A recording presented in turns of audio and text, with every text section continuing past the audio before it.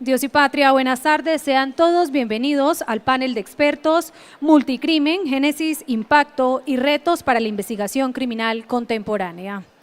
Con ocasión al lanzamiento oficial de la revista Criminalidad, volumen 67, número 1, edición especial sobre crimen organizado transnacional. La revista Criminalidad es editada por la Dirección de Investigación Criminal e Interpol de la Policía Nacional de Colombia. De esta manera los invitamos a entonar las notas del himno nacional de la República de Colombia.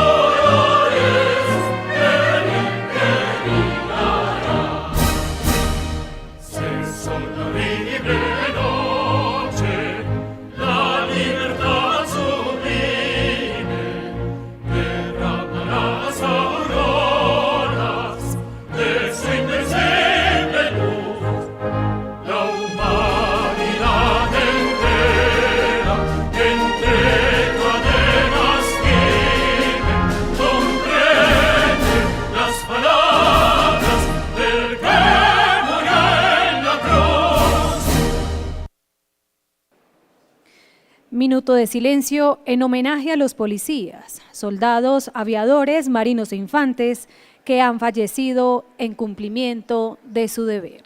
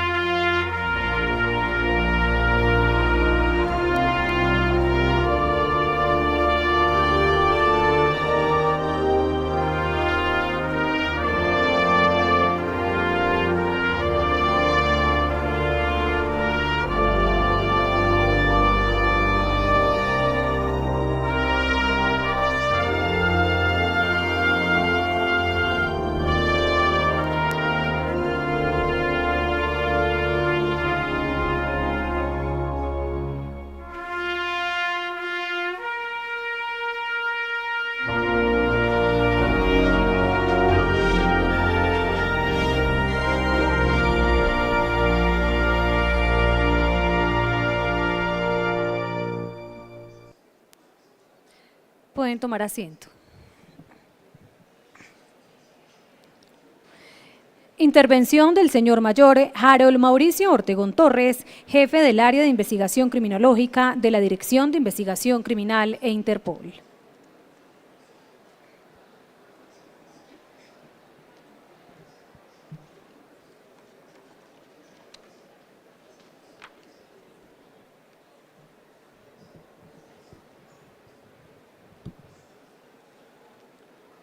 Buenas tardes para todos, a nuestro panel de expertos, doctor Yetsid Reyes Alvarado, exministro de Justicia y de Derecho de Colombia, doctor Libardo José Ariza Higuera, director del programa de doctorado de la Facultad de Derecho de la Universidad de los Andes, doctora Ana Margarita Durán de León, fiscal delegada ante la Corte Suprema de Justicia, doctora Lorena Erazo Patiño, docente del programa de Negocios y Relaciones Internacionales de la Universidad de La Salle, señor coronel Herbert Noé Mejía Castro, director de Investigación Criminal e Interpol, integrantes de las Fuerzas Militares y de la Policía Nacional de Colombia, personal de la Reserva Activa que nos acompañan.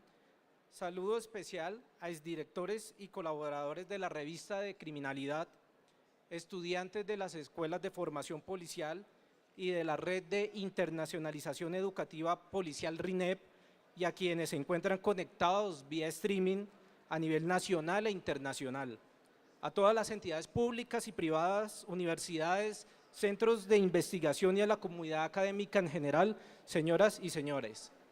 Es un honor darles la bienvenida al lanzamiento oficial del volumen 67, número 1 de la revista Criminalidad, publicación científica de la Policía Nacional de Colombia, que ha forjado una trayectoria ininterrumpida desde 1958. En sus inicios, cuando aún se trabajaba con máquinas de escribir y los datos se recopilaban manualmente desde los comandos de policía, esta revista comenzó con un esfuerzo institucional por registrar las cifras delictivas del país, analizar sus patrones y generar conocimiento útil para la seguridad ciudadana. A lo largo de estas 7 décadas, la revista Criminalidad ha sido testigo y protagonista de transformaciones profundas en el contexto nacional. Ha documentado épocas de intensa agitación social y política, fenómenos criminales emergentes y la evolución misma de la criminología como disciplina. En tiempos de crisis institucional, conflictos armados y cambios legislativos sustanciales, la revista se ha mantenido como un espacio de reflexión rigurosa, adaptándose a los desafíos de cada época sin perder su esencia investigativa. Hoy con orgullo celebramos no solo la publicación de una nueva edición, sino la consolidación de una plataforma científica fortalecida por la transformación digital con presencia en bases de datos internacionales, criterios de indexación reconocidos y un equipo editorial comprometido con la excelencia académica. La revista Criminalidad representa una ventana al análisis del fenómeno criminal desde una perspectiva técnica actualizada y plural al servicio de la comunidad académica y de la seguridad pública en Colombia y en el mundo. Hoy en sus 67 años no solo celebramos la publicación de una nueva edición de la revista, sino que también conmemoramos un hito institucional de gran trascendencia, fruto del trabajo constante y comprometido de las mujeres y hombres policías que a lo largo del tiempo han liderado la gestión editorial con entrega y vocación del servicio. Este logro ha sido igualmente posible gracias al valioso aporte de los autores, pares académicos y de los integrantes del comité científico y editorial. Gracias al esfuerzo sostenido de su equipo editorial y autores, la revista Criminalidad ha alcanzado un destacado posicionamiento en el índice Imago Journal Rank, ubicándose en el cuartil 2, indicador que mide la calidad de las publicaciones científicas a partir de sus citas. En 2024, entre más de 29.000 revistas evaluadas, ocupó el puesto 45 a nivel nacional, mejorando 4 posiciones frente al año anterior y posicionándose como la número 13 entre las 26 revistas colombianas clasificadas en ese cuartil. Este resultado evidencia un crecimiento sostenido y respalda el compromiso estratégico de avanzar hacia el cuartil 1, consolidando la revista como referente científico en criminología y proyectando a la Policía Nacional de Colombia como actor académico en el análisis del fenómeno criminal. Además, la revista ha sido indexada en el Emerging Source Citation Index del Web of Science, una prestigiosa plataforma que mejora significativamente su visibilidad internacional y respalda el cumplimiento de rigurosos estándares editoriales y científicos. En esta oportunidad, con ocasión del lanzamiento oficial de la edición titulada Crimen Organizado Transnacional, presentamos un dossier de artículos científicos originales provenientes de España, México, Brasil, Ecuador y Colombia, que abordan problemáticas actuales sobre el fenómeno criminal desde diversas disciplinas. Este esfuerzo editorial nos permite una mirada comparativa y enriquecedora, reconociendo las respuestas diferenciadas que exige un escenario global en constante transformación. El contenido de esta edición se alinea con los desafíos trazados en la hoja de ruta liderada por nuestro director general, quien ha impulsado una transformación estratégica, reconocido incluso por organismos multilaterales como las Naciones Unidas por su carácter replicable a nivel internacional. Desde la perspectiva del Ministerio de Defensa y la Policía Nacional de Colombia, el multicrimen se define como una estructura criminal flexible y dinámica y de alcance transnacional, conformada por redes que articulan múltiples economías ilícitas, como lo son el narcotráfico, la minería ilegal, la extorsión, el tráfico de migrantes, la deforestación, el contrabando y el lavado de activos, entre otros.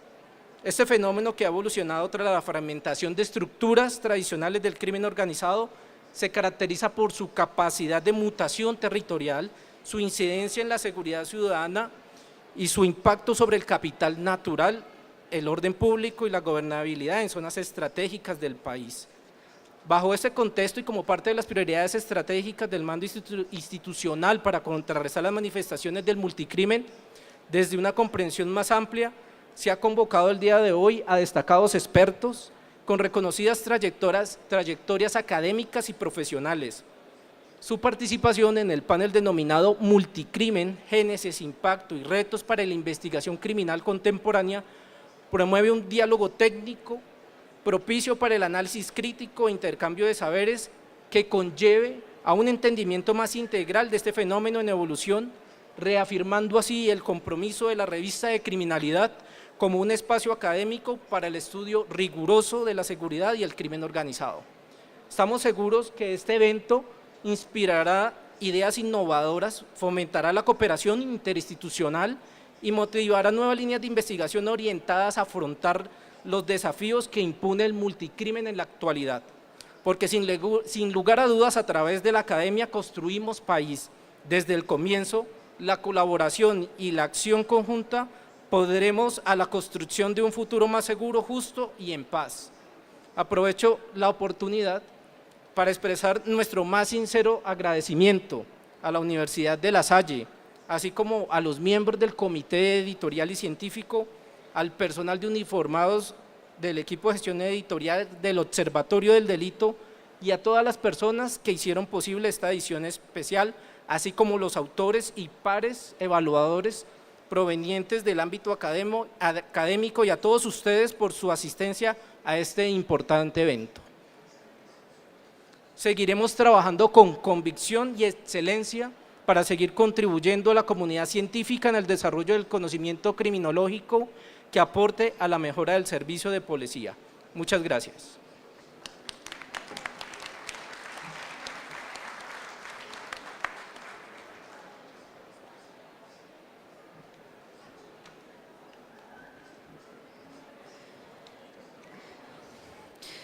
A continuación, los invitamos a observar un video que muestra las acciones contra el multicrimen llevadas a cabo por la Policía Nacional de Colombia.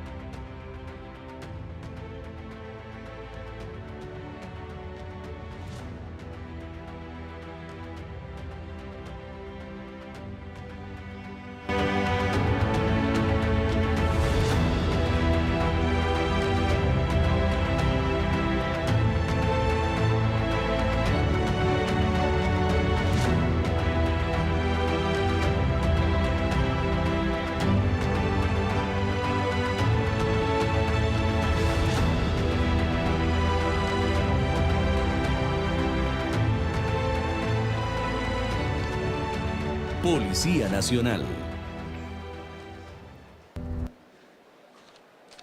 De esta manera continuamos con el panel de expertos. Para el desarrollo de este importante evento contamos con invitados especiales, quienes desde su amplia formación, trayectoria profesional y experiencia abordarán como temática principal el multicrimen. De esta manera damos la bienvenida al señor coronel Evernoé Mejía Castro, director de Investigación Criminal e Interpol, especialista en seguridad de la Escuela de Posgrados de Policía, Miguel Antonio Lleras Pizarro, y especialista en investigación criminal de la Dirección de Educación Policial, administrador policial, quien cuenta con una sólida trayectoria profesional de más de 28 años al servicio institucional, destacándose en áreas como la investigación criminal, la inteligencia policial, la seguridad ciudadana y la lucha contra estructuras criminales de carácter nacional y transnacional. Damos la bienvenida también al doctor Yesid Reyes Alvarado, quien actualmente es el director del Departamento de Derecho Penal y Criminología de la Universidad Externado de Colombia. Abogado y especialista en criminología, fue ministro de Justicia y del Derecho de Colombia para los años 2014 al 2016. Ha sido profesor de Derecho Penal en las universidades del Externado y de los Andes. Se ha desempeñado como columnista del periódico El Espectador. Asimismo, la bienvenida al doctor Libardo José Ariza Higuera, abogado y magíster en Sociología Jurídica, quien actualmente se desempeña como director del programa doctorado de la Facultad de Derecho en la Universidad de los Andes. Es doctor en Derecho de la Universidad de Deusto, fue conjuez de la Jurisdicción Especial para la Paz, autor de numerosos artículos en revistas indexadas nacionales e internacionales, consultor del Ministerio de Justicia de Colombia y de la Agencia Española de Cooperación Internacional USAID, GIS, Abad Roli y fondos multidonantes. Su más reciente publicación es 3 décadas de encierro, el constitucionalismo liminal y la prisión en la era del populismo punitivo. Asimismo, la doctora Ana Margarita Durán de León, abogada especialista en Derecho Penal y Ciencias Forenses. Fue fiscal delegada ante la Corte Suprema de Justicia, jefe de la Unidad de Narcotráfico e Interdicción Marítima, fiscal especializada de lavado de activos, fiscal de extinción de dominio, juez control de garantías, gerente de seguridad de Bayer S.A. para Latinoamérica, asesora del despacho del Defensor del Pueblo y docente universitaria en Derecho Constitucional y Delitos Informáticos. Por último, pero no por ello menos importante, presentamos también a la doctora Lorena Andrea Erazo Patiño como moderadora. Ella es profesional en Relaciones Internacionales y Estudios Políticos de la Universidad Militar Nueva Granada. Actualmente es docente del Programa de Negocios y Relaciones Internacionales de la Universidad de La Salle. Es estudiante del doctorado en Ciencia Política de la Universidad de los Andes y tiene una maestría en Gerencia para el Desarrollo de la Universidad Externado de Colombia y CIPA Columbia University. Es importante recordar que este evento está siendo transmitido en vivo a través de YouTube, canal oficial de la Policía Nacional. A quienes nos ven a través de sus pantallas, bienvenidos.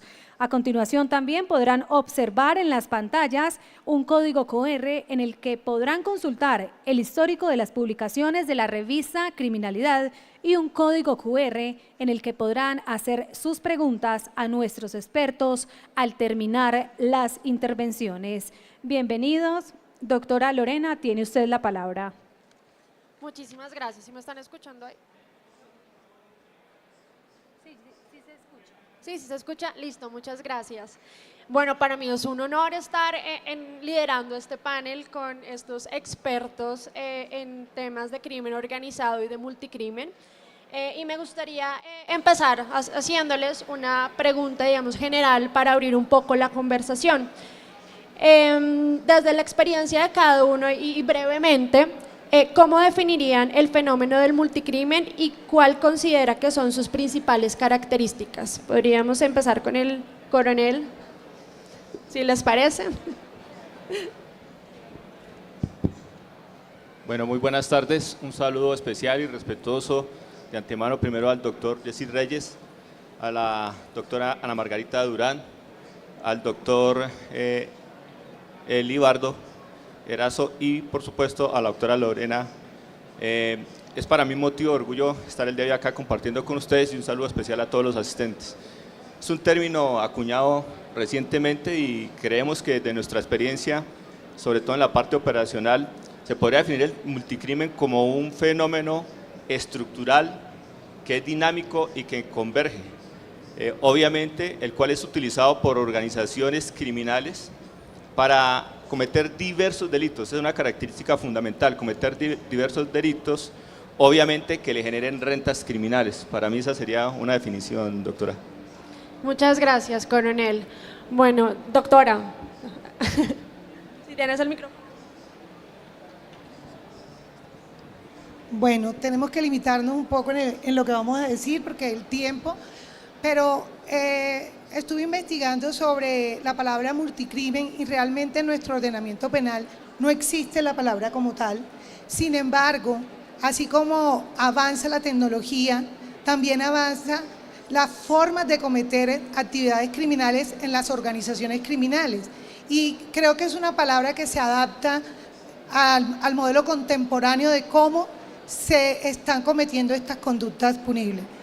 Para mí la mejor definición sería un fenómeno estructural que integra múltiples actividades delictivas bajo una estructura organizada que tiene impacto transnacional, nacional obviamente y transnacional.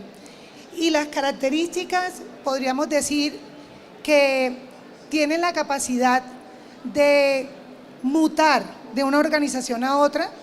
Otra característica podría ser que se hacen especialistas en la actividad delictiva que cometen y también podría decir que tienen varias fuentes de financiación que los hacen poder reinvertir y organizarse rápidamente si hay un ataque a sus estructuras. Muchas gracias, doctora. Doctor Libardo, ¿cuál sería su opinión sobre esto?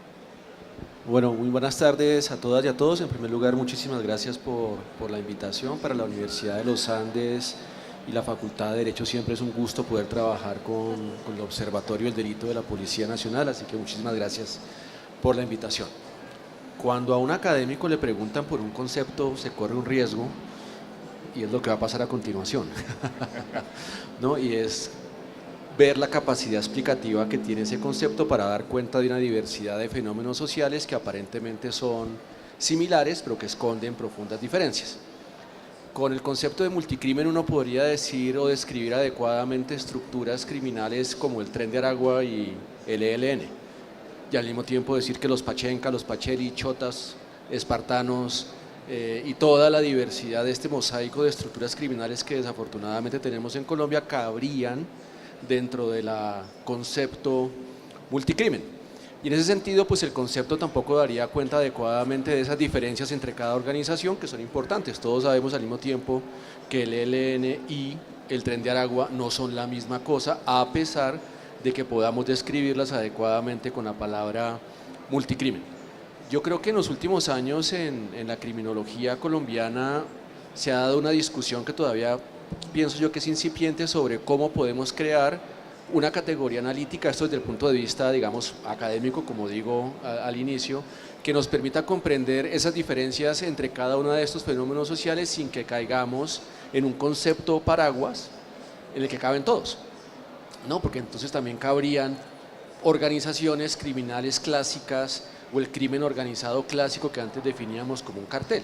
El cartel de Medellín es una estructura organizada o era una estructura organizada que realizaba una diversidad de actos delictivos, que tenía una actuación transnacional y que tenía una adaptación dinámica y flexible a las circunstancias políticas de cada momento. Sin embargo, hoy en día los carteles no existen como existían en los 80s o los 90s. Entonces, para cerrar mi intervención, creo que el concepto multicrimen nos ayuda a iniciar este diálogo, pero que todavía es un concepto demasiado general, ¿no? Como para poder rescatar las peculiaridades y particularidades que cada uno de estos fenómenos sociales concretos tiene.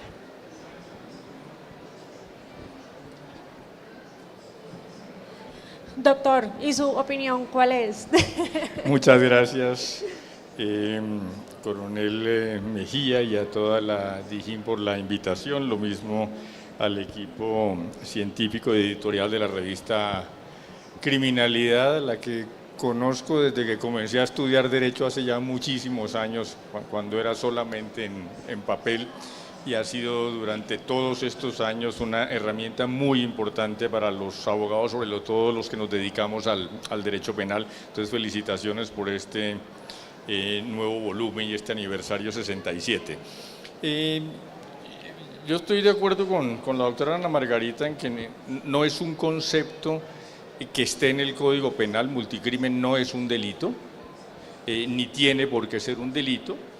Es más bien, como dijo el profesor Libardo Ariza hace un momento, una categoría analítica que es muy útil desde el punto de vista de política criminal para que el Estado y la fuerza pública diseñe estrategias de combatir el crimen. Si uno quisiera hacer un símil del multicrimen con lo que ocurre en la sociedad, en el ámbito legal de la sociedad, el multicrimen es el equivalente a una holding. Cuando las estructuras criminales se fraccionan, y muchas veces se fraccionan curiosamente debido al éxito de la fuerza pública, esas organizaciones buscan reinventarse.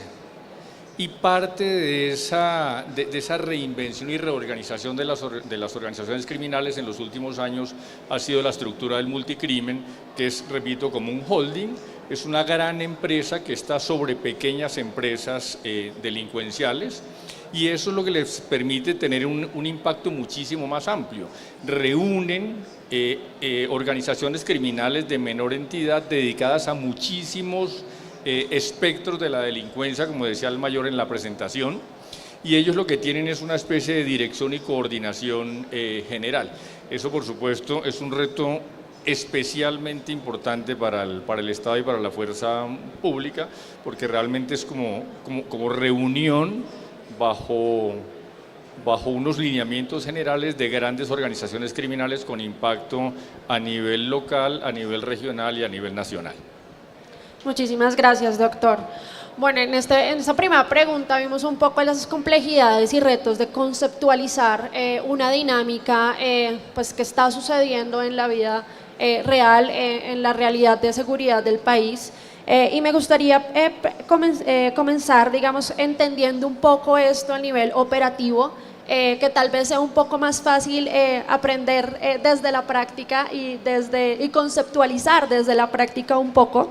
Entonces esta pregunta va dirigida al coronel Mejía, y es cómo operan las organizaciones multicrimen a nivel nacional e internacional, entendiendo estas complejidades que tiene y estas características un poco, ¿cómo podemos entenderlas, coronel?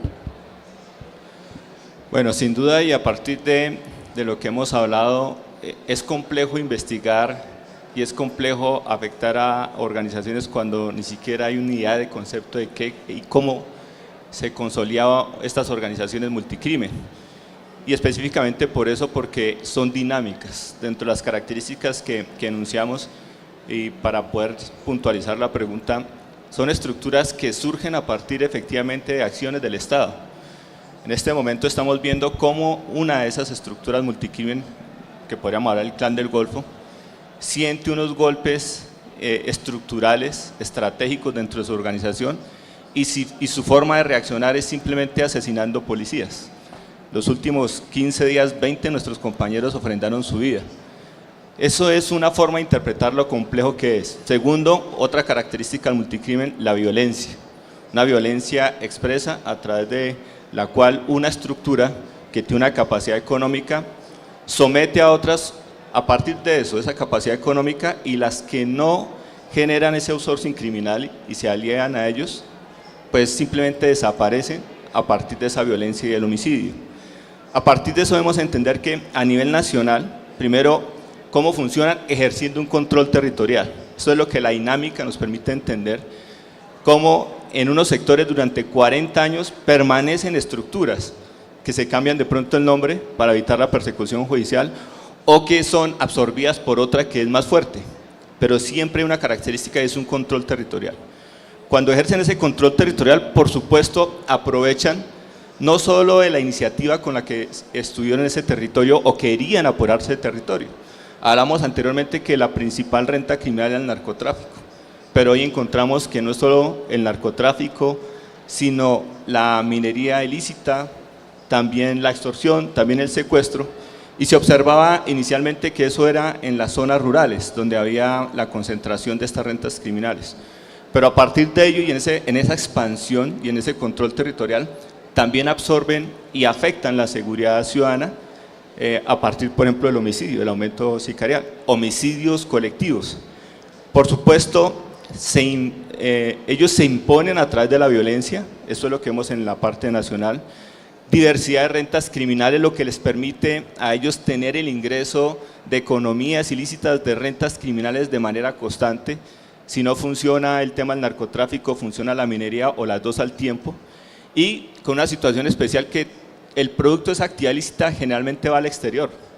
Cuando va al exterior el dinero regresa obviamente casi multiplicado, contrabando, narcotráfico, y obviamente cuando uno investiga las organizaciones y analiza las entrevistas, interrogatorios o esas actuaciones documentales, encontramos que ellos dicen, por cada actividad criminal que yo logre enviar al exterior, independiente de la que sea, tengo una rentabilidad de 5. Por eso es tan rentable, es otra situación especial. Son organizaciones estructurales con unos roles definidos que les permiten adaptarse rápidamente a las situaciones. Entonces se captura un cabecilla y aparece otro cabecilla, porque es demasiado rentable y digamos cumple unos roles muy claros. Otro tema, ¿por qué perdura de pronto en el tiempo? Lamentablemente se convierten en un cáncer para los funcionarios del Estado, en todas sus instancias, que logran penetrar para obtener información, para evitar su persecución judicial y cualquier otro favorecimiento, y obviamente aprovechan la ausencia del Estado para demostrar una capacidad para ellos denominada de autoridad. Claro, mientras hay unos procesos, unos términos, para ellos es más fácil generar la autoridad a partir de la violencia. A nivel internacional, son organizaciones dinámicas que se ajustan a partir de ¿qué? De las necesidades del comercio ilícito que ellos logran exportar a todo el mundo prácticamente. Tiene unos contactos internacionales que simplemente alguien genera ese control y la persona puede viajar de cualquier parte del mundo, llegar a Colombia sin necesidad de traer una estructura, simplemente capacidad económica, hace un acuerdo y empieza a generar el envío de droga, el envío de oro o cualquier otra renta criminal. Existen redes criminales ya en el mundo, ya constituidas, y como lo decía el doctor Reyes, simplemente es con dinero convencerlos para que trabajen para mí, y ya es suficiente. Cada uno de ellos tiene ya unos contactos a nivel regional, nacional, internacional, dependiendo de lo que necesiten. Y obviamente algo que nos hace muchos años son las diferencias normativas en los diferentes países. Eso también facilita que a nivel internacional tenga esa situación. Creo que con eso podría darle respuesta a su pregunta. Muchas gracias, coronel. Bueno, esto nos pone un panorama operativo bastante complejo para toda la fuerza pública, especialmente para nuestros policías. Pero desde la visión, digamos, ya institucional, doctor Yesid, me gustaría preguntarle qué herramientas institucionales o jurídicas cree que pueden fortalecer la articulación entre el sistema penal, el sistema ambiental y las entidades de control frente al impacto del multicrimen. Sí, eso es importante. Esto tiene que ser una política de Estado, esto no puede ser un esfuerzo aislado de la Policía Nacional o del Ejército. Pero antes de eso quería decir que las organizaciones criminales tienen una enorme capacidad de hacer reingeniería. El gran problema es que, y se ve muy claramente en la lucha contra las drogas, el Estado suele ir unos años detrás de cómo están avanzando las organizaciones criminales. Y este multicrimen es un buen ejemplo de eso, es un sistema de franquicias en los que organizaciones grandes como las que mencionaba el coronel simplemente cobijan estructuras criminales dedicadas a distintos negocios. Entonces, si la minería ilegal está funcionando, pues tienen un grupo de gente dedicada a eso, pero tienen un grupo de gente dedicada también a la extorsión y un grupo de gente dedicada al narcotráfico. Y cualquier, como decía el coronel, cualquier variante que surja en el ámbito delictivo, ellos son capaces de cubrirla y coordinarla. de tal manera que el Estado debería indagar ante todo por las causas de esos distintos focos criminales y ver cómo se puede combatir en su fuente, es decir, prevenir esa clase de delitos y planear hacia dónde pueden evolucionar estas organizaciones criminales para poder adelantarse a la comisión de sus delitos. Curiosamente, un instrumento que sería muy útil, que sería un organismo que reuniera distintas cabezas institucionales para analizar en esa forma conjunta o global el crimen, existe en Colombia, que es el Consejo Nacional de Política Criminal, que tiene una docena de entidades a las que según la ley están obligados a asistir, desde el ministro de Justicia, el ministro de Educación, organismos de control y representantes del Congreso de la República. Ese Consejo Nacional de Política Criminal tiene entre sus funciones analizar esta clase de criminalidad, buscar cuál es la mejor forma de prevenir y combatir ese crimen, expedir lineamientos generales y con esos lineamientos generales de un consejo único poder enfrentar fenómenos como el de la multicriminalidad. ¿Cuál es el problema con el Consejo Nacional de Política Criminal?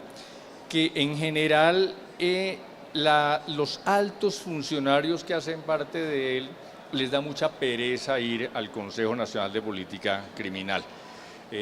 Los 2 años que yo estuve en el ministerio, no recuerdo que haya ido ninguna de las cabezas del Consejo de Política Criminal. Siempre mandan un delegado o un subdelegado y eso hace muy difícil poner de acuerdo al Estado en el análisis de la criminalidad y en la lucha contra la criminalidad. Entonces, quizás lo que deberíamos hacer es fortalecer ese Consejo Nacional de Política Criminal, convencer a los funcionarios de la importancia de asistir a ese Consejo de Política Criminal y tomar decisiones.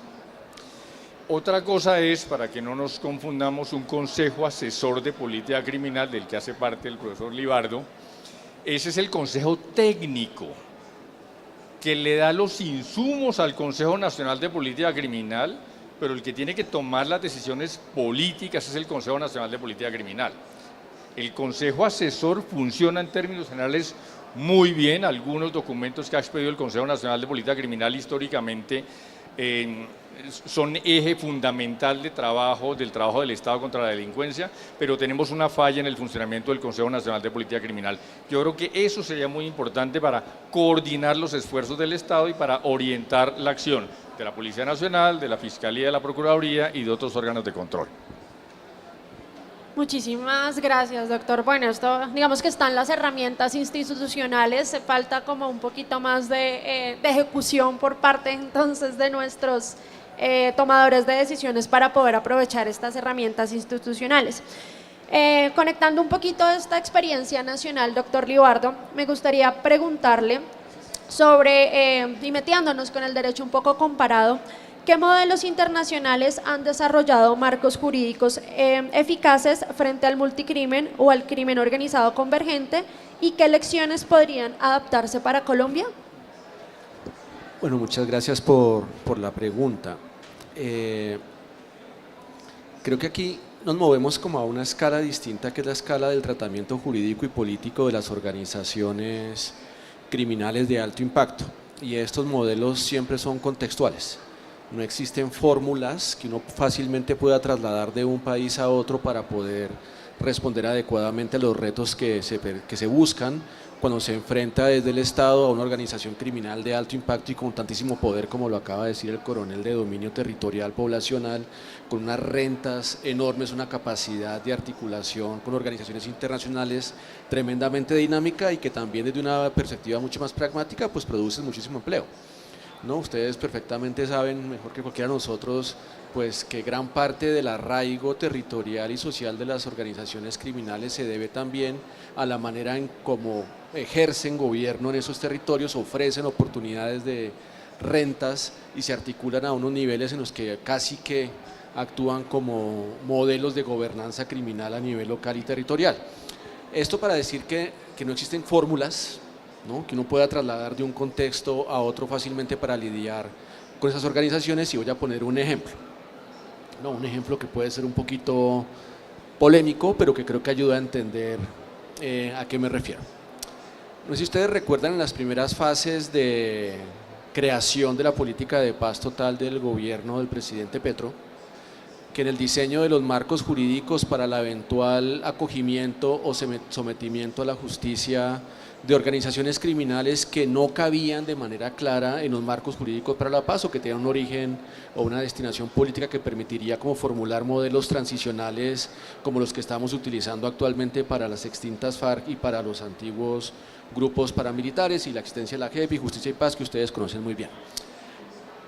En una de esas momentos se llegó a pensar que un mecanismo adecuado para buscar ese, nuevamente aquí los eufemismos, los digo con esa perspectiva, el sometimiento a la justicia o el acercamiento a la justicia o la judicialización y desmantelamiento de estructuras criminales que están del lado, diríamos, más claro de la gramática que usamos de delincuencia común.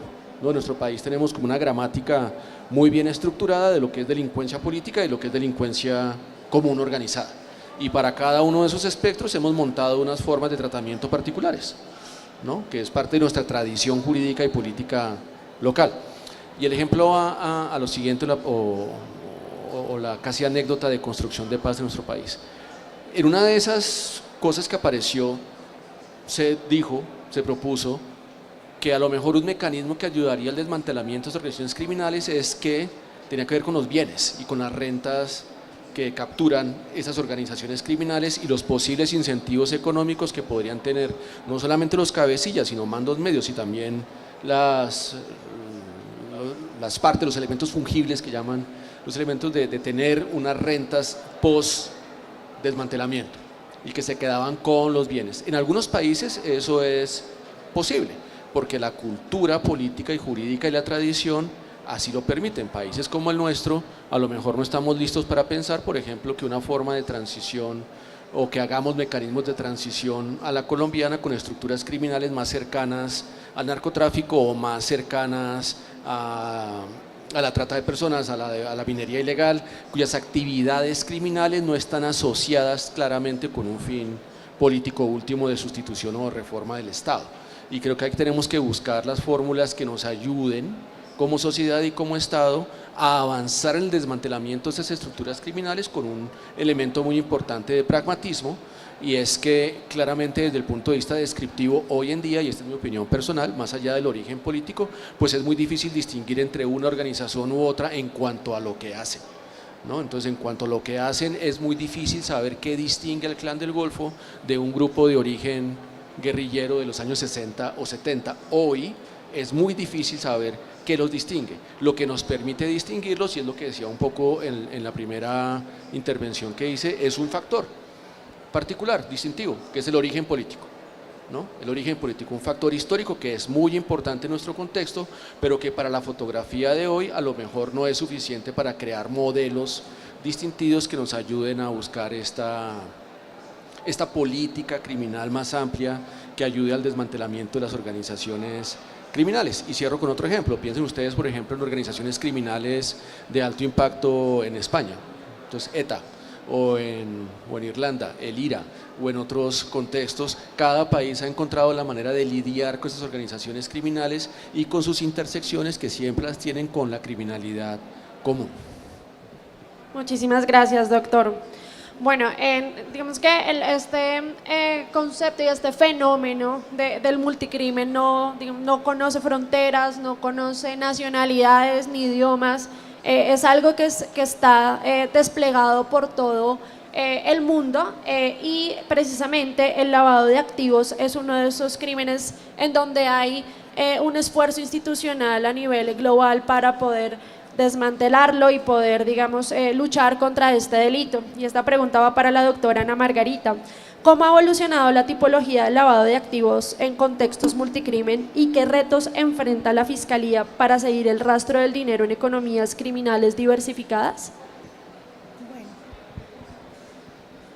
¿me escuchan? ¿Sí? Bueno, como hemos hablado aquí y todos los panelistas lo han expuesto, definitivamente las organizaciones criminales cada vez se diversifican, avanzan en diferentes actividades criminales y, como decía el doctor Reyes, a veces la institucionalidad está por detrás de ellos. Deberíamos dar un paso adelante. Entonces yo les puedo hablar sobre el lavado de activos, que ha ido evolucionando con el tiempo. Anteriormente, por allá antes del Código del 80, se hablaba de receptación y el delito como tal o la conducta punible como tal no estaba descrita. Posteriormente ya se habla de lavado de activos y tenemos que entender lavado de activos hablando de una forma genérica, no específica ni jurídica, porque el artículo 323 del Código Penal lo dice, es que es el sujeto agente hace cualquier acto para ocultar y encubrir el origen ilícito de bienes y capitales porque provienen de actividades delictivas. Eso es en forma genérica. Ustedes saben, o no sé, para los que no sepan, el lavado de activos requiere de un delito subyacente para poderse configurar. Inicialmente se tenían unos delitos subyacentes, el narcotráfico, el secuestro extorsivo, pero como el crimen ha evolucionado, asimismo se ha ido evolucionando el tipo penal y los delitos subyacentes o los delitos fuente para que se pueda configurar el lavado de activos.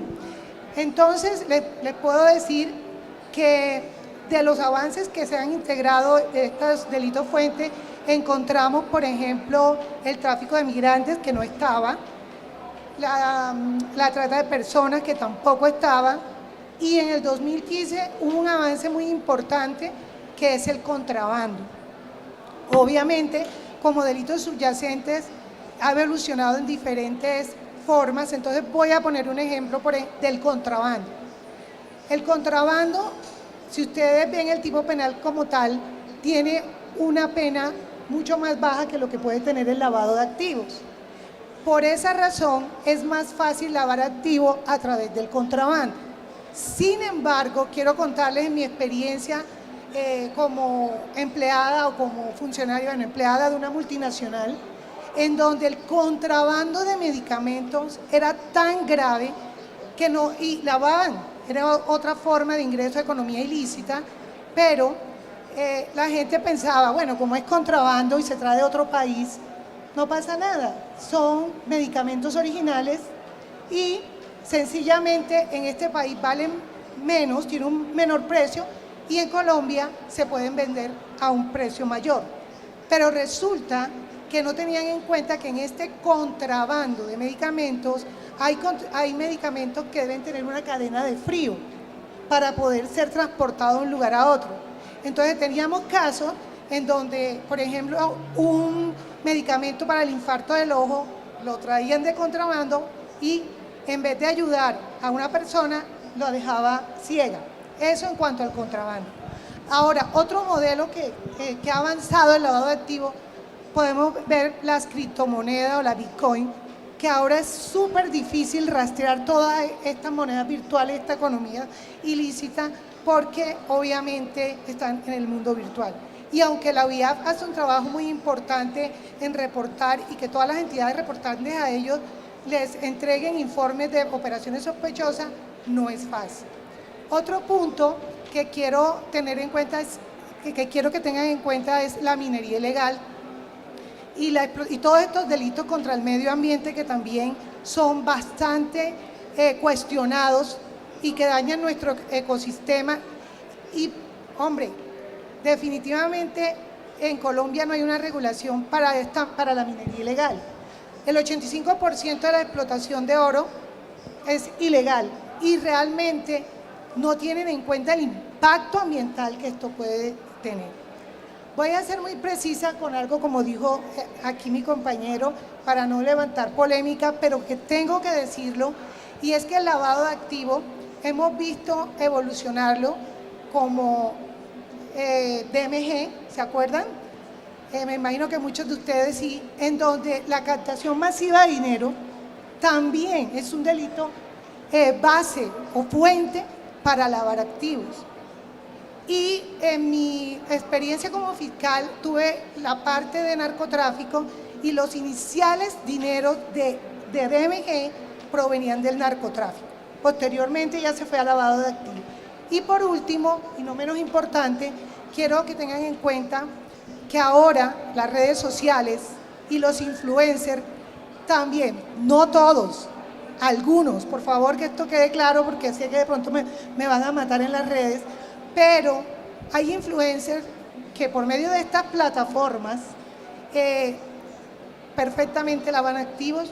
De repente tú ves que una persona que no es famosa tiene 2 millones de vistas y una canción de repente les pega demasiado y entonces uno empieza a pensar de dónde salió, por qué esta canción salió.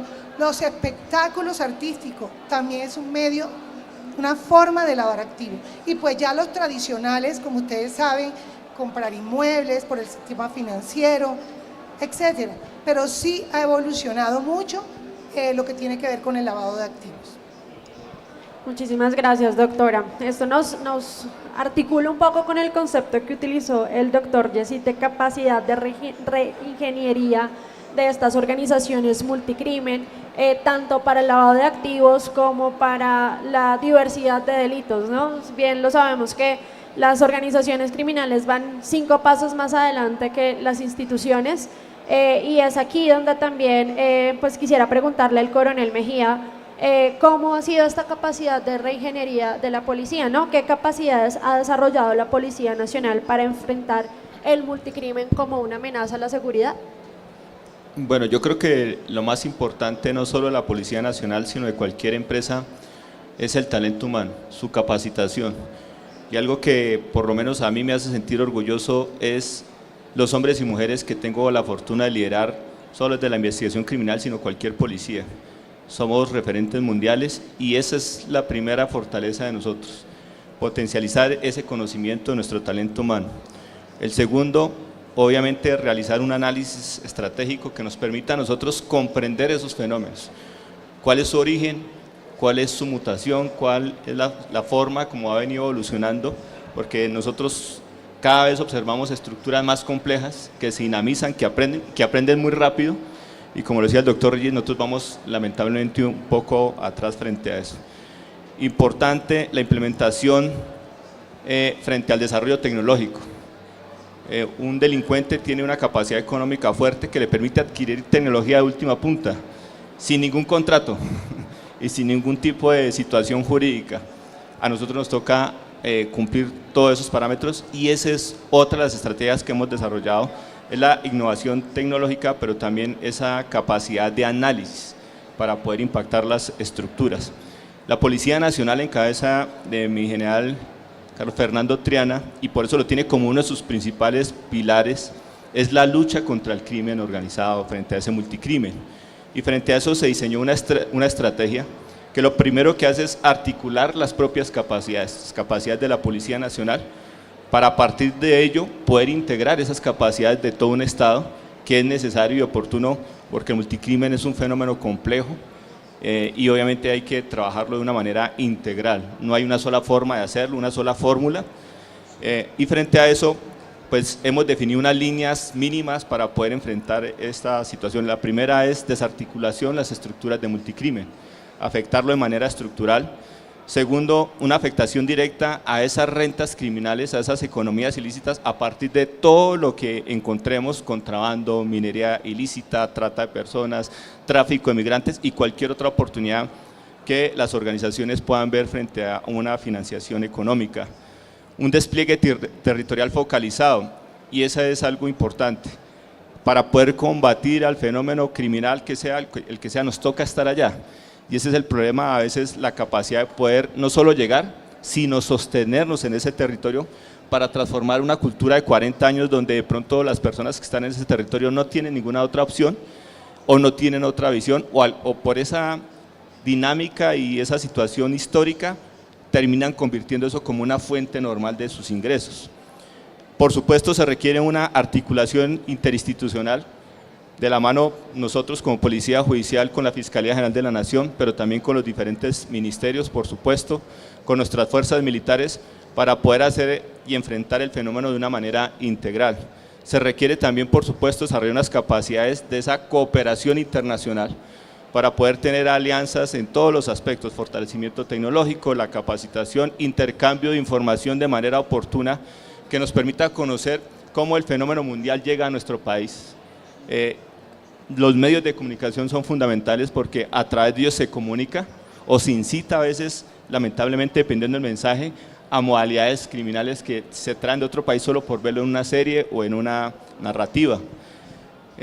Un despliegue territorial focalizado para poder priorizar nuestras capacidades. Es absolutamente imposible llegar a todo el territorio y no podríamos tratar de intervenir todo el país, sino dónde está el fenómeno, dónde es más fuerte y ahí llegar.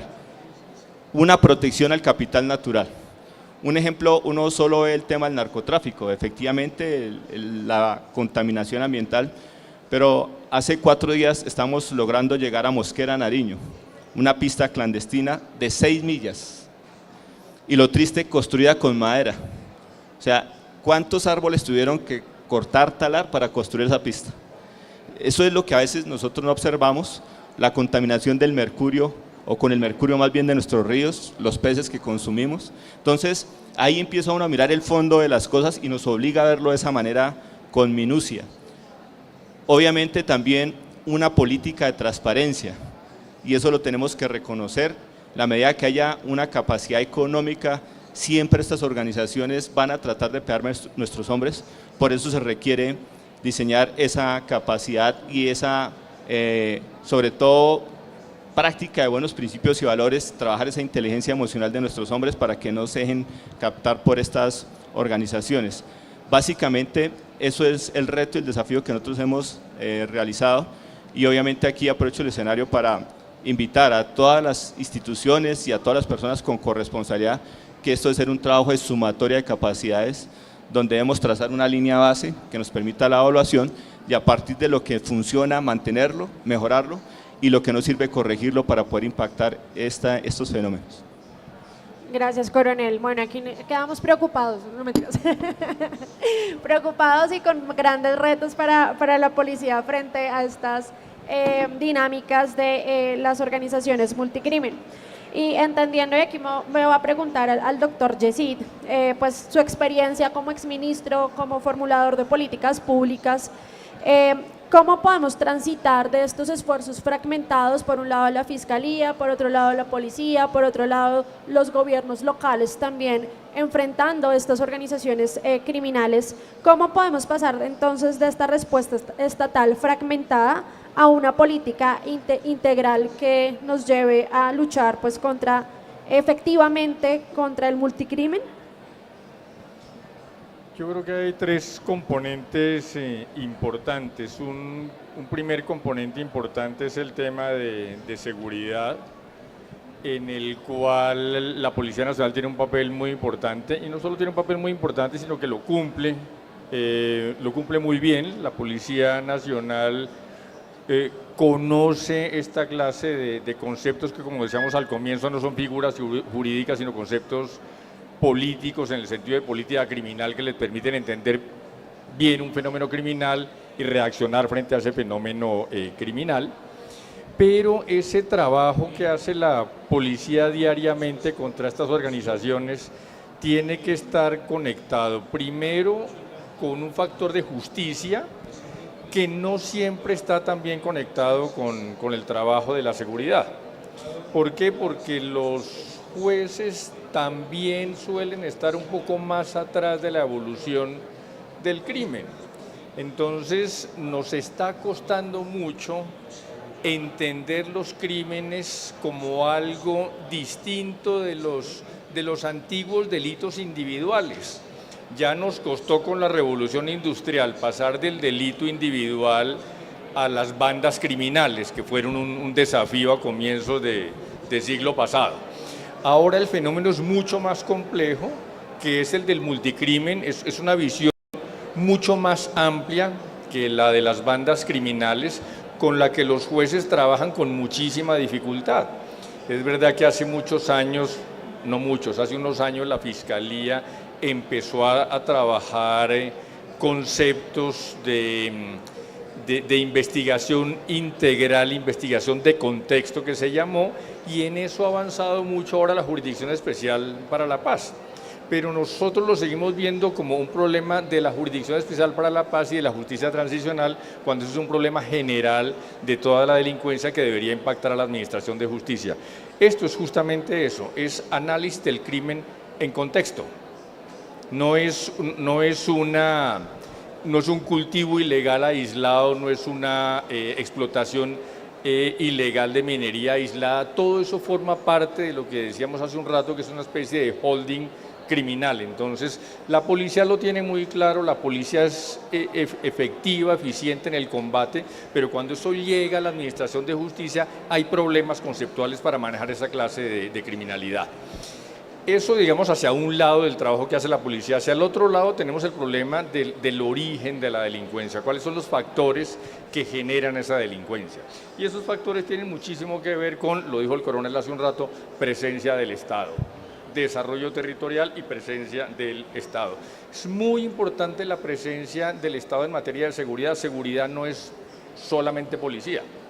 La seguridad tiene que arrancar desde garantía para los habitantes del territorio nacional de condiciones dignas de vida, de derecho, una garantía al derecho a la vivienda, a la salud, a la justicia, a la seguridad y a la educación. Por eso no es extraño que en el Consejo Nacional de Política Criminal que les mencionaba hace un rato tengan asiento, por ejemplo, el ministro de Educación, porque la parte de educación es clave en materia de seguridad.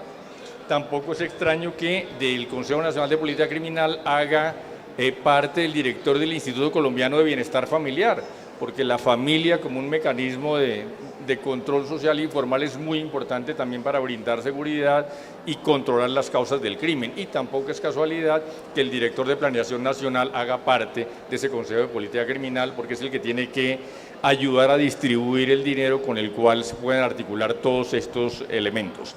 Entonces, es muy importante trabajar en esos tres sectores para poder combatir eficientemente el multicrimen.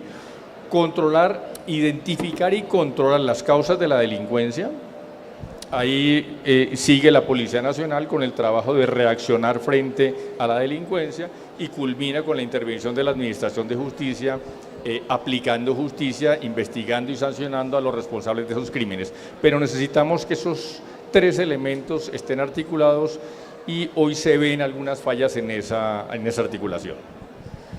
Bueno, esto requiere entonces un esfuerzo grande de la sociedad en general para poder acabarlo o dejarlo en sus justas proporciones, diría por ahí. Y frente a lo que mencionaba, doctor Yesid, me llama mucho la atención sobre el análisis del crimen en contexto. Y esto implica que no solamente pues están las instituciones los responsables de estas, digamos, de defender el país, de controlar la seguridad, de establecer estas políticas públicas, sino que va más allá. Y usted mencionaba muy bien la educación, y aquí como tenemos dos representantes de universidades, Externado y Andes, pues amplío esta pregunta para los dos. Pues qué desafíos enfrenta la academia jurídica y las otras también disciplinas para abordar el multicrimen desde un enfoque interdisciplinario que trascienda al paradigma penal clásico, que es lo que venimos aplicando aquí en Colombia. Me gustaría empezar con el doctor Libardo y después voy con el doctor Yesid. Bueno, muchas gracias. Pues desde el punto de vista de la investigación y creación de conocimiento que se hace en la academia, el objeto criminalidad siempre son los objetos más difíciles de investigar, ¿no? Y es más difícil de investigar básicamente por el acceso a la información.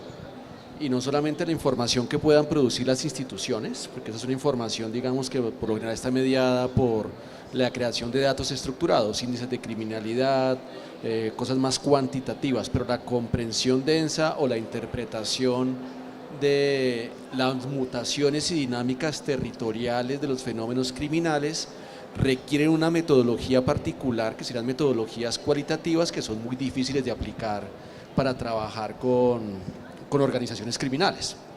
En eso, por ejemplo, hay un ejemplo sobresaliente de un trabajo académico muy sofisticado y muy bien hecho, que es lo que hace el profesor Luis Fernando Trejos en la Universidad del Norte, particularmente analizando la manera en que los antiguos Pachenko, Pacheri, no me acuerdo cómo se escribieron los de las autodefensas de gaiteristas de la Sierra Nevada de Santa Marta, ¿no? Viendo las mutaciones territoriales de las organizaciones criminales alrededor del sur de Bolívar y la Sierra Nevada de Santa Marta.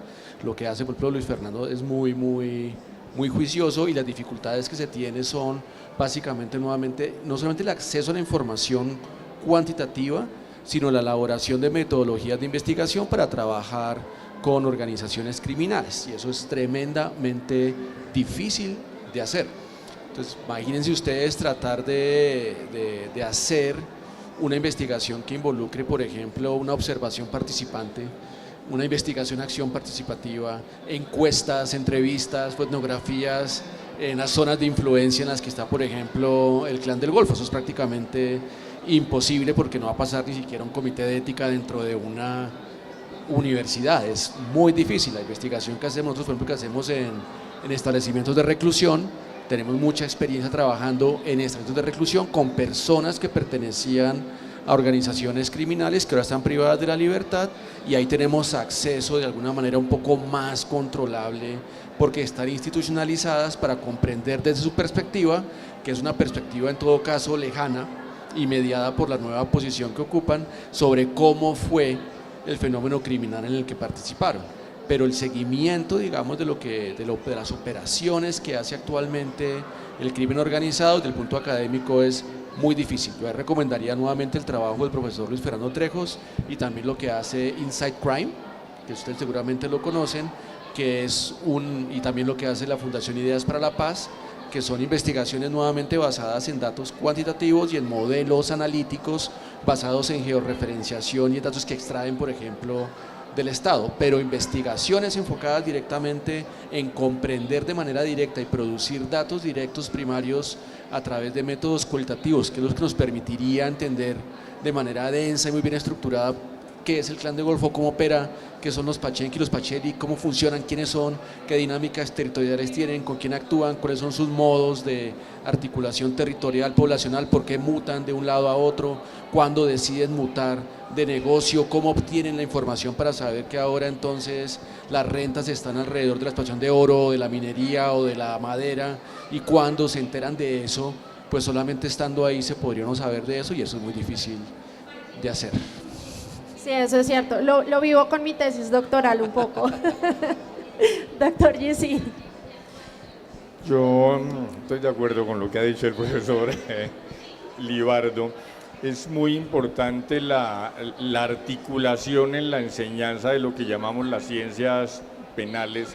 Esas hiperespecializaciones que sufrimos en las últimas décadas han llevado a fraccionar el conocimiento y a independizarlo, de tal manera que hay mucho penalista que se dedica simplemente a la conceptualización teórica de lo que es el delito, y dejan en el olvido lo que es el estudio de las causas, del origen del delito, y dejando de lado el estudio de las causas o el origen del delito, dejan de lado la política criminal, que es el puente entre esa criminología y el derecho penal. Nosotros en la Universidad Externado de Colombia hemos logrado ahora, con los cambios de pensum que ha habido, que la asignatura, la materia de criminología permanezca en el pensum como una asignatura obligatoria, no meramente optativa. Y tenemos, aparte del Departamento de Derecho Penal, un centro de investigación en política criminal que hace fundamentalmente trabajo de campo, especialmente también, como decía el profesor Libardo, con población reclusa, con población indígena también, y buscamos articular esos tres elementos, porque definitivamente el primer factor para el control del crimen es el control de las causas del crimen, y para eso es muy importante fomentar no solamente la criminología, sino también la política criminal de Estado. Muchísimas gracias, doctor.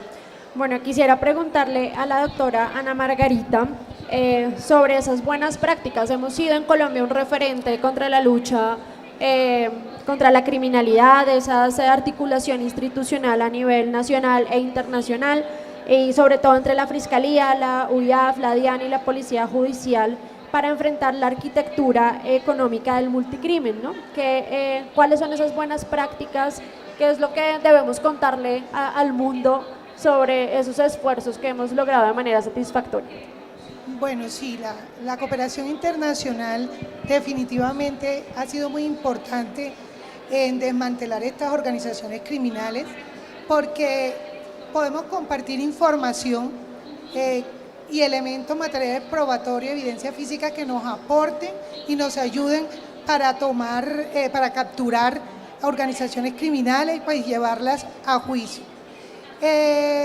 La Fiscalía General de la Nación tiene muy buenas relaciones con los oficiales de enlaces de los diferentes países.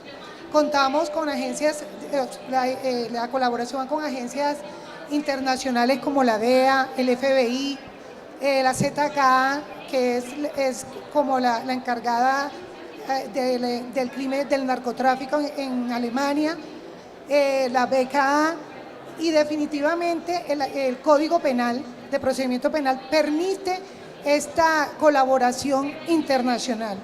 Pero también es importante esa colaboración interna, donde la UIAF, que es la Unidad de Inteligencia y Análisis Financiero, tiene un papel importantísimo en donde trae información, ¿sí? De fuentes abiertas y de sus reportantes, que ayuda mucho a la investigación criminal, a la investigación penal, toda vez que con ellos se puede nutrir un proceso. Ojo, lo que nos aporta la UIAF o la DIAN, por ejemplo, son solamente información que nos sirven como un criterio para iniciar una investigación, no son pruebas, pero sí tienen la capacidad de custodiar o administrar esa información, que es bastante sensible y que la puede pasar a los organismos investigativos, a los órganos de control, para que hagan las investigaciones que a bien se tengan. Sin embargo, creo que hay una deficiencia, por ejemplo, en los casos de narcotráfico, cuando se captura una organización criminal y algunos de sus miembros están pedidos en extradición, tenemos la dificultad que cuando regresan al país, muchas veces tienen órdenes de captura vigentes y ellos piensan que hicieron un acuerdo en Estados Unidos, cuando aquí aún sigue vigente las órdenes de captura sin violar el principio de doble incriminación, ¿no? Entonces, yo creo que sí tenemos que seguir haciendo buenas prácticas y como que nutriéndonos de manera, como lo decía el doctor Libardo, que son diferentes pues las legislaciones, y a veces hay una talanquera, de pronto fue el coronel quien lo dijo, y hay una talanquera allí porque, por ejemplo, lo que se permite en materia penal en otro país no se puede permitir acá, y eso de alguna manera limita que sea mucho, que abarque mucho más de conductas punibles y pues que llevemos a buen término las investigaciones. Muchas gracias, doctora. Bueno, quisiera hacerles una última pregunta a nivel general, y esto, digamos, en línea un poco con la misión que tiene la revista Criminalidad, con la que sacamos este número especial sobre crimen organizado transnacional, con dos colegas también de la Universidad de La Salle y la Universidad Militar, que está aquí mi colega Emerson Devia y Carlos Laverde también, con quien trabajamos este número, con el equipo editorial de Criminalidad, y es precisamente la relevancia y la importancia que tiene esta investigación criminológica y la difusión en revistas científicas para comprender y enfrentar los fenómenos criminales en el país. No sé quién quiera comenzar, aquí lo dejo libre. El doctor Libardo, el coronel, el doctor Yesid. Habíamos acordado con el caso de duda el doctor Yesid. Ahora, cuando comenzábamos a hacer referencia a la vieja época, digamos, de la revista Criminalidad, y de las cosas cuando estaba yo comenzando a estudiar Derecho que me llamaban muchísimo la atención era siempre los datos de criminalidad que tenía la revista, que eran los datos más completos que uno conseguía en Colombia. Y esos datos son y eran desde esa época muy importantes para analizar cómo evoluciona la criminalidad en Colombia. Curiosamente, ahora cuanto más difusión de información hay con redes sociales, mucha más imprecisa suele ser esa información. Y hay que ir a fuentes serias como la de la Policía Nacional para poder entender la dimensión, por ejemplo, del crimen en Colombia. Si uno revisa los datos que hay sobre los delitos que se cometen en Colombia, uno llega a una conclusión que es relativamente esperanzadora, y es que en Colombia tenemos problemas con 5 delitos. Tenemos muchos problemas, pero tenemos muchos problemas con 5 delitos, de los cuales hay por lo menos 2 o 3 que serían relativamente fáciles de controlar si nos concentráramos en ellos. Eso simplemente para mostrar cómo del manejo de los datos y de la información que tradicionalmente ha dado la revista de la Policía Nacional, uno puede implementar políticas públicas en el combate del crimen. Pero bueno, la revista Criminalidad no se ha dedicado solamente a eso. Lo menciono porque es un insumo importante desde que era difícil conseguirlo en Colombia hace más de 60 años, ya la Policía Nacional lo tenía y lo manejaba. La revista ha ido evolucionando con el conocimiento del derecho penal y de la criminología. No todo el mundo lo sabe, pero la Escuela de Policía General Santander ha mantenido desde hace muchísimos años cátedras en la formación de sus hombres, tanto en derecho penal como en criminología, y además tradicionalmente, que tampoco se suele saber mucho, a cargo de penalistas muy destacados en las 2 especialidades, en derecho penal y en criminología. De tal manera que no solamente los hombres de la Policía Nacional se forman en conocimientos jurídicos y criminológicos, jurídico-penales y criminológicos, sino que además la revista ha evolucionado hacia esa línea también. Entonces tenemos hoy, como nos decía el mayor en la presentación inicial, tenemos una revista que está dedicada al análisis del crimen, digamos, ordinario o tradicional, y en un número como este 67, el primer número del volumen 67, está abordando ya el fenómeno de la multicriminalidad, del multicrimen, no solamente con visión de autores nacionales, sino como también se indicó en la presentación, desde la perspectiva de autores extranjeros. Entonces, por supuesto que aportes como el de la revista Criminalidad son básicos porque son los insumos, no solamente en datos, sino en conocimientos teóricos para seguir formando nuestra política criminal.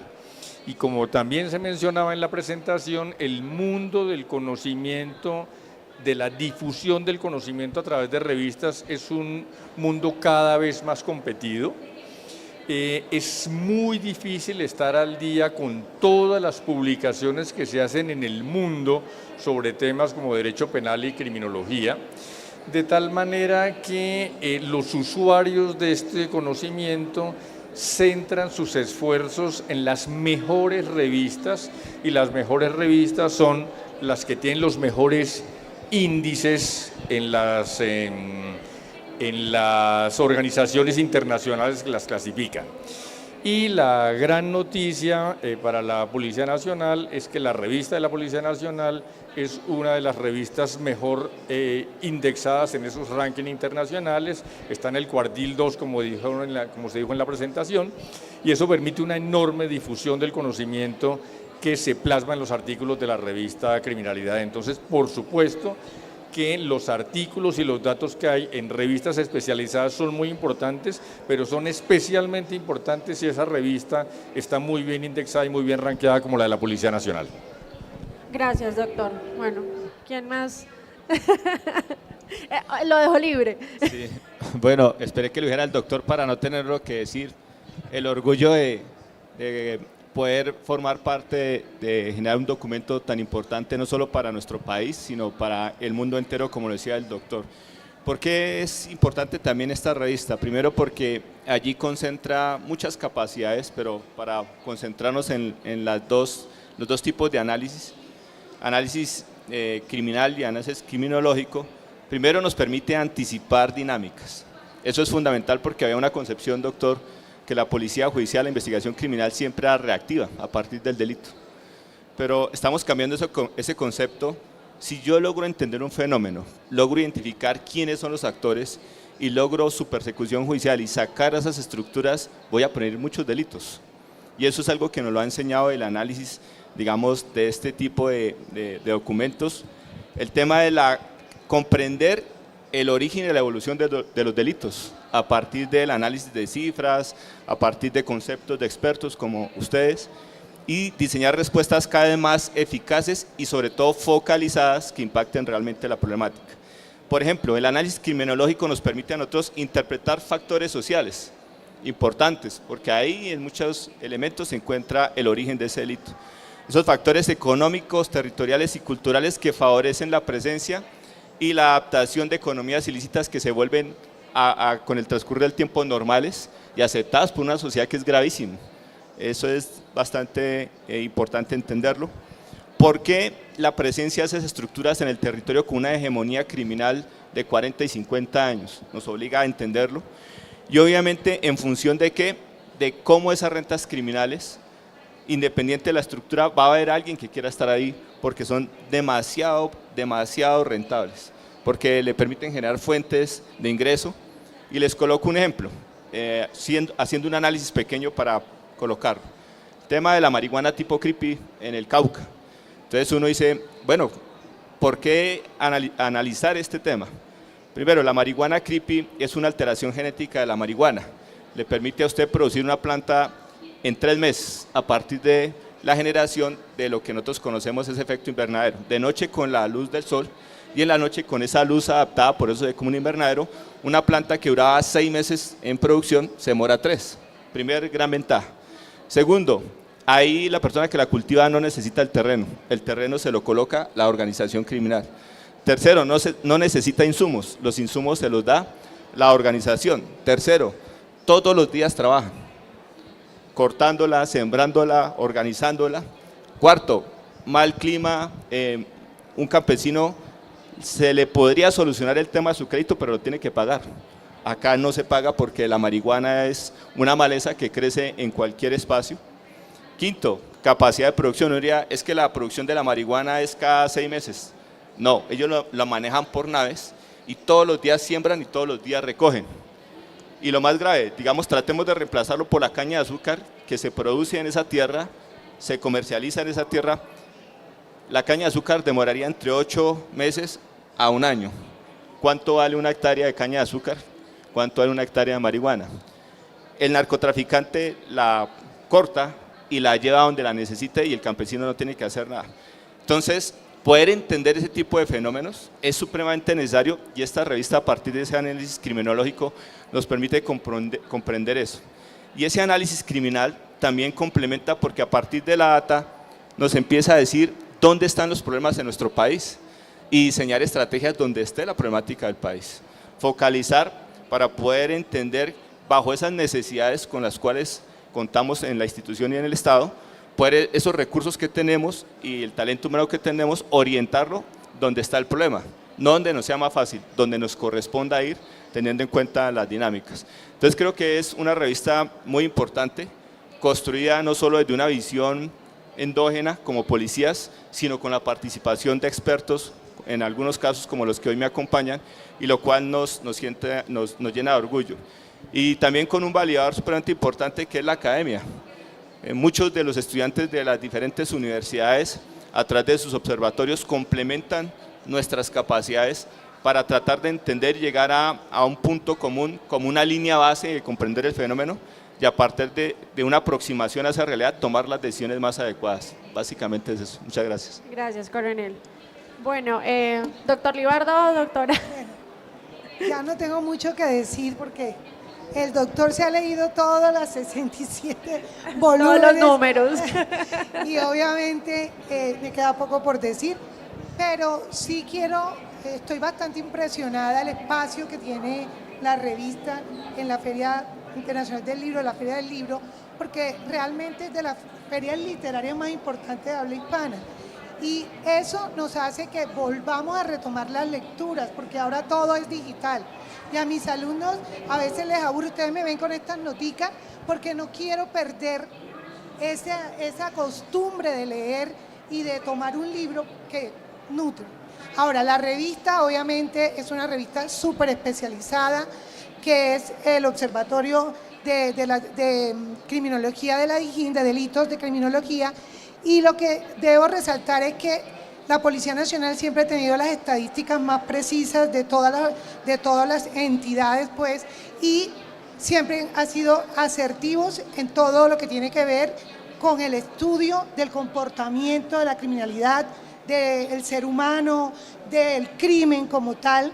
Entonces, por ejemplo, el hecho de tener esta revista, que de repente las universidades lo conozcan, que sé que lo hacen, es importantísimo para entender el multicrimen, que recuerden que hoy hemos dicho que impacta varios bienes jurídicos tutelados, y entre ellos está el medio ambiente, que ya el coronel lo ha indicado, pero que de verdad es una preocupación bastante grande, porque cuando era fiscal de narcotráfico, yo iba a capturar, por ejemplo, íbamos a destruir un laboratorio de cocaína y lo destruíamos, pero no tenía conciencia del impacto ambiental que estaba teniendo el narcotráfico, las sustancias químicas que allí están, y la deforestación es un hecho, y el cambio climático es un hecho que no podemos dejar pasar por alto.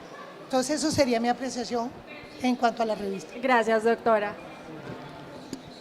Muchas gracias. Pues no, primero es felicitar el tremendo esfuerzo acumulado de tantos años y que se ve ahora muy claramente reflejado en la clasificación que tiene la revista Criminalidad. Que una revista sea clasificada, creo que están en Q2, ¿no, coronel? Eso no es nada fácil. No es nada fácil, hay muy pocas revistas en América Latina que tienen esta clasificación.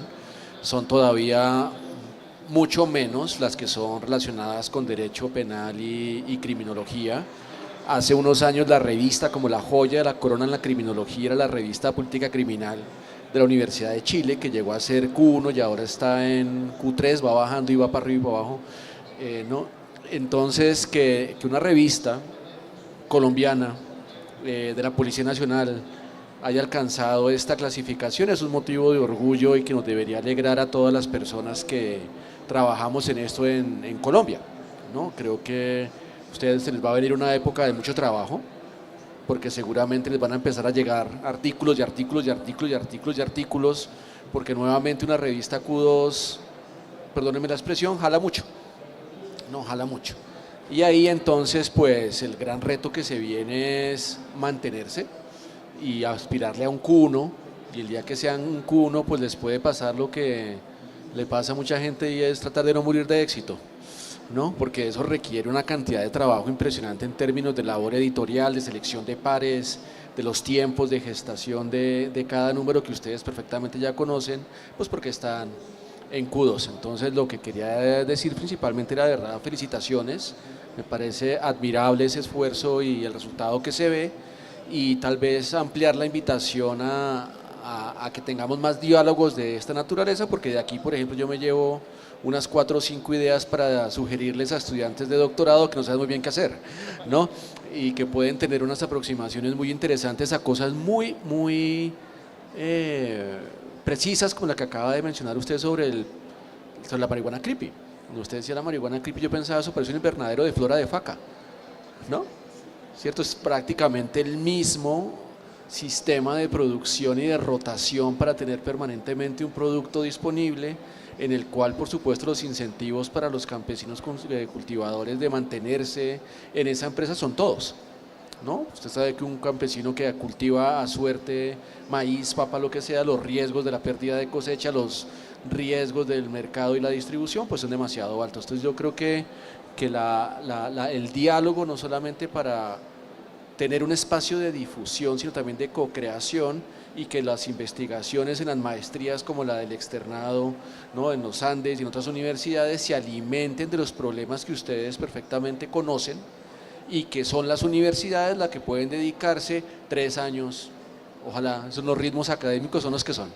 No, eso sí, ahí no hay nada que hacer. Una tesis de doctorado se demora 5 años, no hay nada que hacer, eso es lo que toma. ¿no? Cuando les va bien, ¿no? Tú ya debes ir en... Sí. ¿Sí?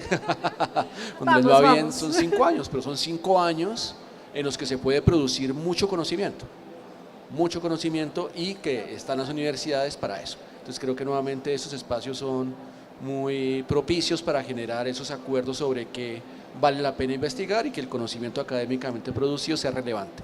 No nos dediquemos a estudiar a lo mejor cosas que son muy interesantes para nosotros, pero con poco impacto en los problemas reales del país y en la definición de la política pública. Muchas gracias a este panel. Bueno, tenemos una pregunta del público que me la acaban de enviar y tenemos unos pocos minutos, entonces me gustaría que fueran como muy breves y es sobre precisamente el rol que deben desempeñar los organismos internacionales, las universidades, la sociedad civil frente a la expansión y la sofisticación de estas organizaciones multicrimen. Entonces, ¿quién? ¿El rol de todas esas personas? Bueno, yo creo que para resumir, todo parte de la educación. De ahí está el origen de todo. Si yo soy un buen ser humano, si yo tengo una buena educación desde una familia, construyo una buena familia, se construye una buena sociedad y sin duda haríamos el margen a la criminalidad. No dice que en nuestro país somos excelentes seres humanos y los malos son muy pocos. Y creo que esa es la reflexión, a generar una educación desde nuestro ámbito. Y lo segundo es a trabajar en equipo, la corresponsabilidad. Los fenómenos a perseguir, a impactar, son complejos y somos muy buenos haciendo actividades de manera aislada. O sea, si uno mira la fiscalía, excelente, si mira la judicatura, si mira la academia, si mira la policía, las fuerzas militares, hacemos roles excelentes, pero hay que cerrar las brechas, tener un propósito común como sociedad, como Estado y enfocar todos nuestros esfuerzos en ello. Creería que es como la conclusión de mi parte. Pues yo con la pregunta me acordé, voy a ser muy breve, de una tesis de doctorado, de hecho, que hizo un colega hace unos años, que tiene un título muy lindo, que se llama La Ley de Nike, ¿no? El derecho de Nike. Y él lo que investigaba, o lo que investigó durante mucho tiempo era, o la pregunta que lo orientaba era cómo hacer para mejorar las condiciones de los trabajadores de las maquilas en el sur global que producen mercancías para las grandes marcas y tiendas que se distribuyen en Europa. Particularmente él trabajaba con la cadena de mercancías de 3 empresas, creo que eran Nike, Lee Claiborne y otra, ¿no? Y él analizó cómo una organización transnacional de consumidores, productores, activistas y regulaciones nacionales lograron modificar las prácticas nocivas en estas maquilas, digamos, particularmente en Guatemala y en México, en la que no había ninguna regulación laboral para los trabajadores de esas empresas. Y ningún derecho estatal podía controlar eso porque la capacidad de regulación de derecho estatal es muy poca. Entonces regulaban, aumentaban algo y se llevaban la producción a otro país, ¿no? Las grandes multinacionales mutaban y llevaban la producción de país en país y la estrategia que él documentó era como las asociaciones de consumidores responsables, particularmente en las universidades de Estados Unidos y de Europa, empezaron a exigir, por ejemplo, que si te vas a comprar unos zapatos Nike, ¿no? Nike garantizara que esos zapatos habían sido producidos en un lugar en el cual hay unas condiciones laborales mínimas. Y esas normas que se crearon no eran normas ni del Estado, ni de la OIT, ni de nada, sino eran normas de Nike. Y Nike empezó a sacar un cuerpo de normas para empezar a regular su propia actividad. Por supuesto, en el mundo criminal eso es muy difícil, pero como gran parte de la cadena global de mercancías que está alimentando el crimen organizado en los países del sur global, particularmente ustedes lo saben, el coltán, el litio para la producción de baterías de teléfonos móviles, otras sustancias, están articuladas a las grandes tecnologías. Entonces yo creo que esa pregunta está articulada a nuevamente buscar esquemas, ¿no?, que desde las cadenas de producción y los consumidores finales permitan hacer conciencia política de lo que supone comprar ciertos productos que están atados, por ejemplo, a la extracción de minería de oro, o están atados a la deforestación, o están atados a la producción de litio, o a coltan, y ahí yo creo que esas enseñanzas que nos han dejado otras investigaciones nos dan pistas sobre cómo podemos trasladarlas a un campo como este. Muchas gracias, doctor Libardo. Doctor Yesito. Yo creo que lo fundamental siempre es presencia del Estado en territorio, porque esa presencia del Estado permite no solamente desarrollo de condiciones, sino garantía de derechos. Y uno de los grandes problemas que tenemos en Colombia es la dispersión territorial. Nosotros somos un país que está excesivamente concentrado en unas pocas ciudades y el control del resto del territorio es muy difícil. Y cuando el Estado no tiene capacidad de hacer presencia en ese territorio, eso es un caldo de cultivo para los delitos. Y cuando digo que presencia del Estado no me refiero solamente a presencia de las Fuerzas Armadas o de la Policía Nacional. Es muy importante la presencia en todos los otros elementos. El coronel mencionaba, por ejemplo, la educación. Es muy importante que el Estado esté presente en educación, en salud, en vivienda, en todo lo que son la garantía de los derechos. El coronel mencionaba el tema del narcotráfico, que a veces uno se pregunta por qué la gente se dedica tanto al cultivo de la coca si cuando uno mira otra vez datos, el ingreso que tiene una familia por cultivar una hectárea de coca es más o menos un salario mínimo legal vigente, no es mucho dinero. Pero, como decía el coronel, tienen ventajas. La semilla y los insumos se los llevan, no tienen que moverse del sitio. La cosecha se la compran ahí, no necesitan vías de comunicación, ni dedicarle 8 horas de mula y 3 de canoa para llevar la cosecha a un centro de acopio. Los narcotraficantes garantizan el precio. En los cultivos normales, cuando hay naranja, la naranja no vale, cuando hay papa, la papa no vale, todo vale cuando no hay. Entonces, esas condiciones que curiosamente garantizan los narcotraficantes son lo que el Estado no está en condiciones de dar en este momento. A eso me refiero con presencia integral del Estado en el territorio. Entonces, por eso es tan difícil avanzar con programas como los programas de sustitución de cultivos de uso ilícito, porque no basta con arrancar una mata de coca y sembrar una mata de yuca. Hay que garantizar todas esas condiciones que mencionaba el coronel para que la persona con esa hectárea de yuca pueda vivir como si estuviera cultivando una de coca, que no es en el fondo mucho en ingresos para él, pero sí es mucho en cuanto a inversión social del Estado para lograr que esas condiciones se mantengan. Entonces yo creo que el Estado tiene que seguir trabajando en aumentar la presencia en el territorio nacional, pero insisto, no presencia militar y policial, que siempre es importante y bienvenida, sino presencia que le ayuda a prevenir los delitos y no necesariamente a combatirlos. Gracias, doctor. Doctora. Bueno, yo quiero retomar las palabras del doctor Yesid en cuanto a la presencia del Estado. Y efectivamente, los grupos armados ilegales tienen presencia en unas zonas donde el Estado jamás va o no hay presencia.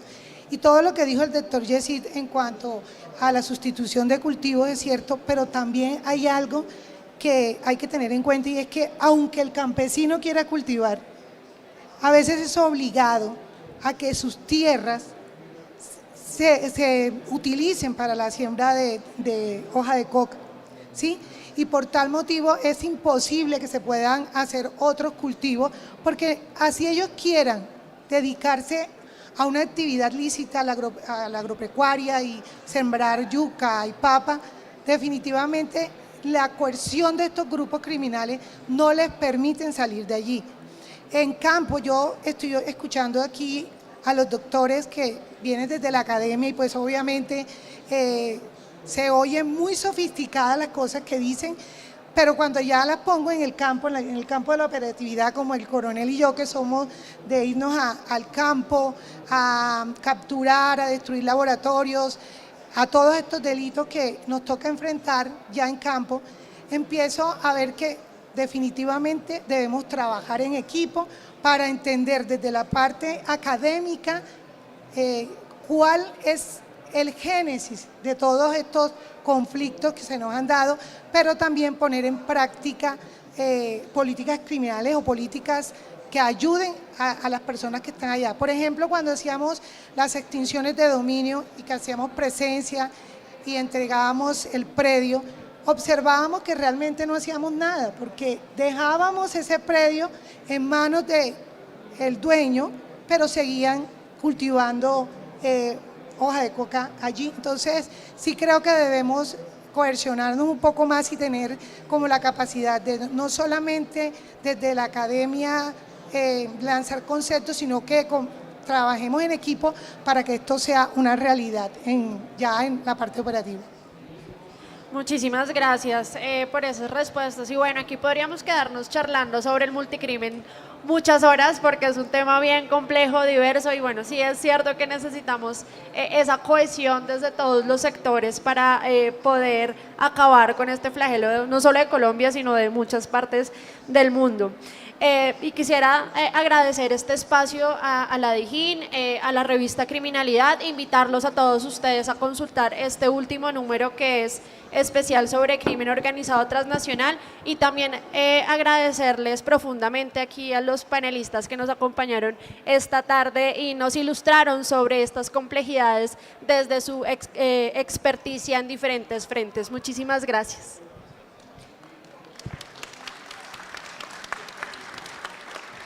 Muchísimas gracias, doctora Lorena, por su importante aporte y a cada uno de los expertos. Aprovechamos este espacio para hacer una entrega de reconocimientos a los expertos del panel Multicrimen, Génesis, Impacto y Retos para la Investigación Criminal Contemporánea. Invitamos de esta manera entonces al doctor Yesid Reyes Alvarado, a la doctora Ana Margarita Durán de León, al doctor Libardo José Ariza Higuera y a la doctora Lorena Andrea Erazo Patiño para la entrega de un reconocimiento. Hace la entrega del reconocimiento el señor coronel Ever Noé Mejía Castro, director de la Dirección de Investigación Criminal e Interpol. Lo acompañan el señor mayor Harold Mauricio Ortegón Torres, jefe del área de investigación criminológica, y el señor mayor Miguel Antonio Zipagauta Díaz, jefe del Observatorio del Delito de la Dirección de Investigación Criminal e Interpol.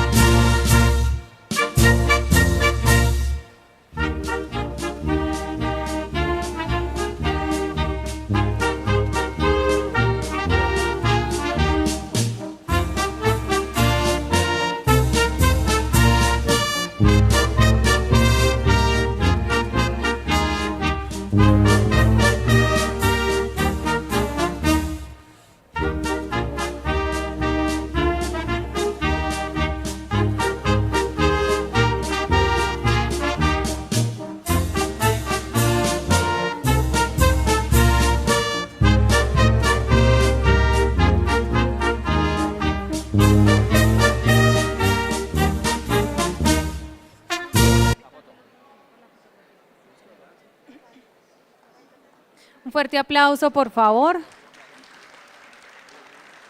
De esta manera los invitamos para la fotografía oficial del evento,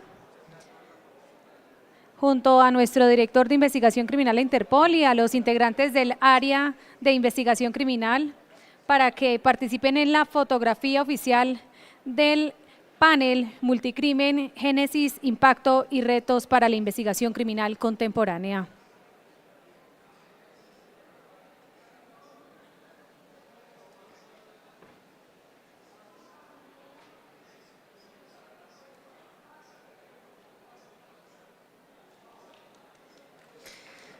Para cerrar este importante evento, los invitamos a entonar las notas del himno de la Policía Nacional.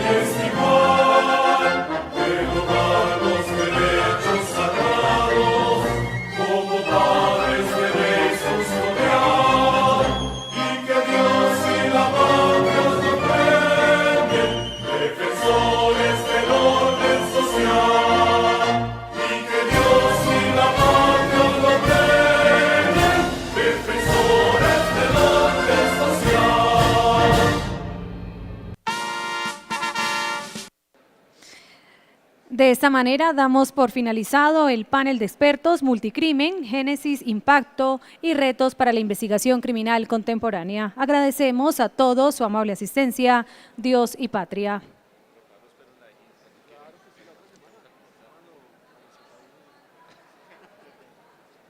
En la Feria Internacional del Libro de Bogotá pondremos al cuerpo en el centro de la conversación, el lugar donde nace el lenguaje, la imaginación, las emociones. Todo pasa por el cuerpo. Ven a la Filbo del 25 de abril al 11 de mayo en Corferias, España, país invitado de honor. Boletería en feriadelibro.com. Organizan Cámara Colombiana del Libro y Corferias. En la Feria Internacional del Libro de Bogotá pondremos al cuerpo en el centro de la conversación, el lugar donde nace el lenguaje, la imaginación, las emociones. Todo pasa por el cuerpo. Ven a la Filbo del 25 de abril al 11 de mayo en Corferias, España, país invitado de honor. Boletería en feriadelibro.com. Organizan Cámara Colombiana del Libro y Corferias.